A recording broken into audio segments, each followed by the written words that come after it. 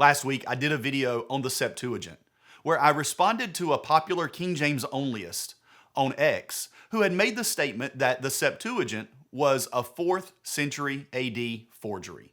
Well, I should have put a trigger warning on that video. It really upset some King James onlyists and some non-King James onlyists that I didn't even talk about in the video, but one who decided that he was going to do 5 hours of content responding to that 17-minute video. And I made it about 9 minutes into the second video, didn't watch much of the first either, and found out he wasn't really representing what was said in the video at all, but just used it as a way to rant for a while. But a dear brother and a friend asked me about the responses that I've been getting to my video on the Septuagint. And he asked a great question, and that question is this.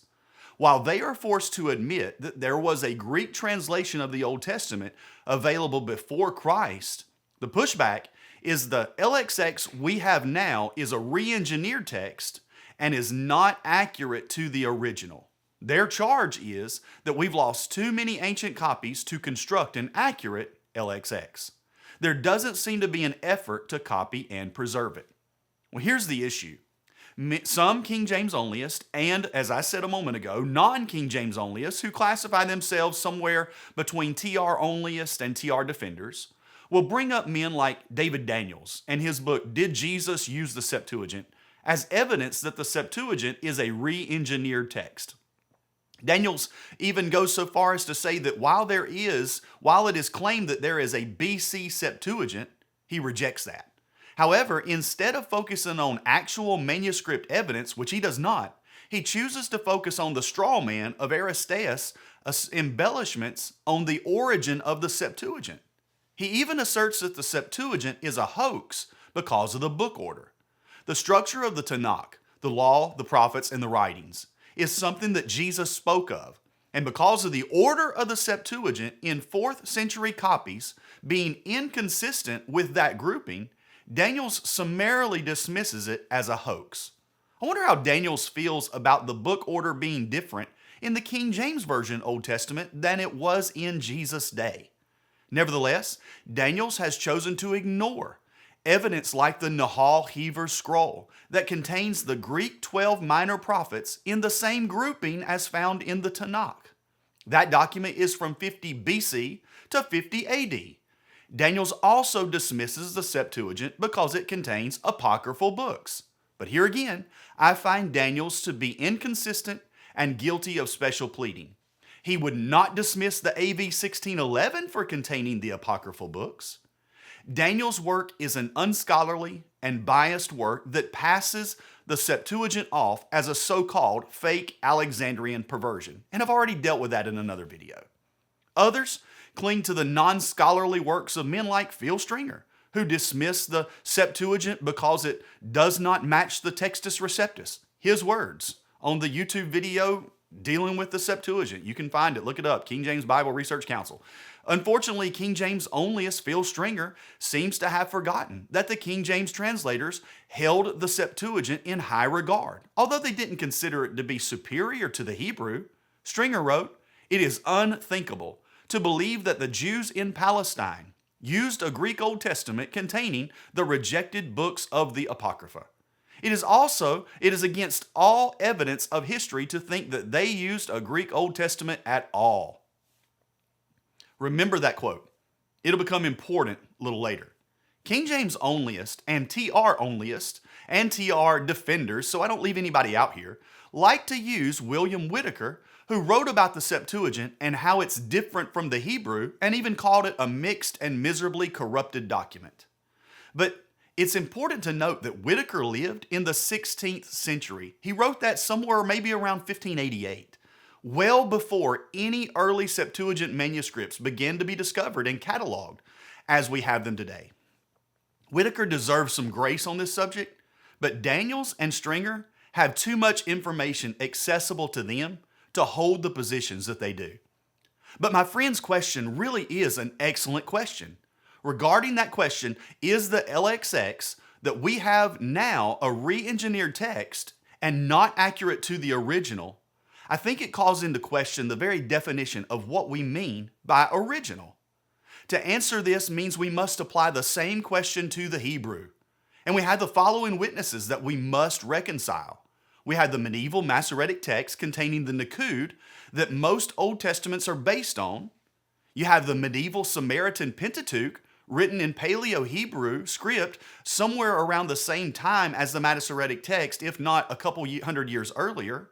Then you had the Septuagint found in Origen's Hexapla fragments and the so-called Alexandrian manuscripts, along with the Septuagint manuscript fragments that have been discovered over the years. Then there's the Dead Sea Scrolls and the fragments that testify to all of these in various ways.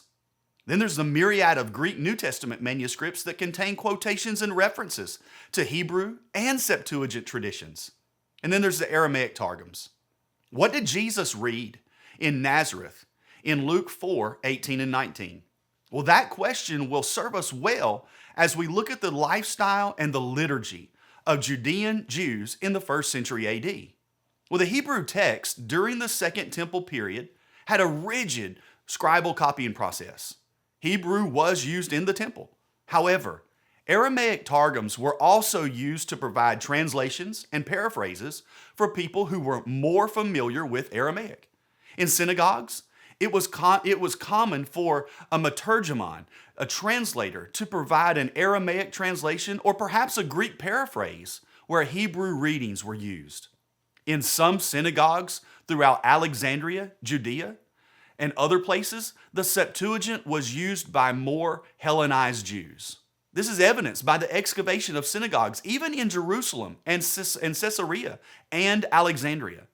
The Theodotus inscription, found in a Jerusalem synagogue dating to the 1st century BC or AD, provides strong evidence that Greek was used in the synagogues during the time of Christ.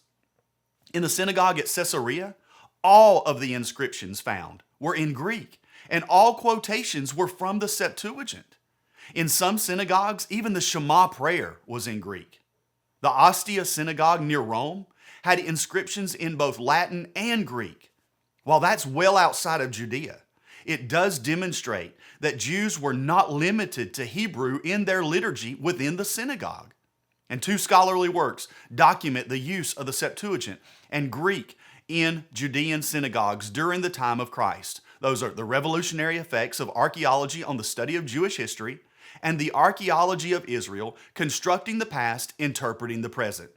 This really does upend Stringer's comment earlier that it is unthinkable to believe that the Jews in Palestine used a Greek Old Testament. Well, when you actually consider the historical evidence, it really isn't that unthinkable at all. On the contrary, there is real archaeological evidence in support of it. And it's often suggested that when Jesus read from Isaiah at a synagogue in Nazareth, that he read from both Isaiah 61, 1 and 2, and then also from Isaiah 42, 7, the part where we get recovery of sight to the blind, and then Isaiah 58, 6, where it says, set free those who are oppressed. But that's not consistent with the typical reading of the Tanakh in synagogues. The Haftarah, or scheduled readings from the prophets, were continual passages. Isaiah 61, 1 and 2 is not part of the regular Haftarah cycle, but is usually read during the afternoon service of Yom Kippur. That's the Day of Atonement. And Isaiah 42, 7 would not have been read with this because it's read alongside of Genesis 1, 1 to 6, 8 and Isaiah 42, 5 to 43, 10 at the start of the annual cycle of Torah readings. Isaiah 58, 6 is a part of the reading that spans Isaiah 57 to Isaiah 58 that is also associated with Yom Kippur, but at a different service than when Isaiah 61, 1 and 2 is read. Therefore, it does not reason that Luke's account is suggesting that Jesus opened the scroll to Isaiah 61, read verses 1 and 2 from that passage, paused, unrolled the scroll more, and inserted portions of the other 2 readings into it. The suggestion that he was reading from a Septuagint is strengthened by Luke 4:17 that says, and there was delivered unto him the book of Isaiah the prophet, and when he had opened the book, he found the place where it was written. According to Luke, Jesus was handed the Isaiah scroll, He opened it himself, found the place where it was written. We have no known Hebrew scroll of Isaiah with the reading as Jesus read it in Luke 4:18 and 19. But we do have late witnesses of Isaiah 61 and 2, 61, 1 and 2 in Greek with the exact quotation of Jesus. But here's our dilemma. Did Jesus have a corrupt copy? Did he change it? Did he misread it? Did Luke get it wrong? Did the Septuagint have to be re-engineered to fix either Jesus or perhaps Luke's error? Did the Nazarene synagogue have a Hebrew Isaiah scroll with a variant that is no longer extant? Or did Jesus have a copy of the Septuagint with this reading that matches later extant copies of the Septuagint? Well, the obvious answer is that we cannot say with absolute certainty that Jesus had such a Septuagint at Nazareth. But we can make a highly probable determination based on a lot of circumstantial evidence. And I would also like to remind everyone that circumstantial evidence is admissible in court, and the law doesn't distinguish between it and direct evidence in terms of importance or weight. This is where our other evidence becomes relevant and important. The myriad of sources that I listed near the beginning of this response all demonstrate one indisputable fact. There was some level of fluidity in the transmission of the Jewish scriptures before and during the time of Christ. The Samaritan Pentateuch and the Septuagint agree with the Masoretic text in large swaths, but there are differences. For example, numbers and dates can be considerably different between these sources. But let us not forget that these problems are also present between the books in the Masoretic text as well. The lifespan of men from Shem to Abraham and their ages when their sons were born vary considerably in the Masoretic text when compared with the Septuagint and the Samaritan Pentateuch. In the Masoretic text, Shem doesn't die until Abraham's day and outlives every man mentioned by name in the lineage of Abraham except for Eber. There are also chronological issues in the Masoretic text that do not exist in the other witnesses. At the same time, there are clear errors in the Samaritan Pentateuch and in the Septuagint. But issues with portions of text, such as how many stalls of horses Solomon had in the Masoretic text, are not an issue in the Septuagint. The issue with the age of Ahaziah's father at his birth is not a problem in the Septuagint. Then there are texts like Psalm 22:16, Isaiah 7:14, Jeremiah 31:32 is probably the biggest of them all. Hosea 11:1, Amos 9:11 and 12, and many others that are completely different from the Masoretic text in the Greek New Testament and in the Septuagint.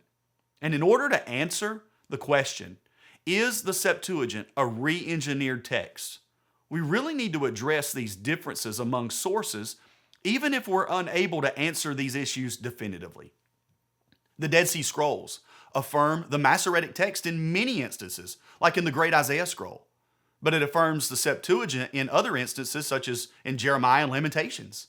Then there's the Septuagint scroll from the Cave of Horrors. This scroll was not found at Qumran, but rather some miles to the south in a difficult-to-reach cave in the side of a vertical cliff. This scroll was buried by people who were part of the Bar Kokhba revolt in the 130s AD. They burned many of their possessions, but they buried their scroll of the 12 minor prophets in Greek before they died, rather than burning it. While we don't have extant early copies of Isaiah from the Septuagint, we do have portions containing the 12 minor prophets. And this scroll attests to the consistency of Acts 2's quote of Joel 2 from the Septuagint and Acts 15's quotation of Amos 9 from the Septuagint.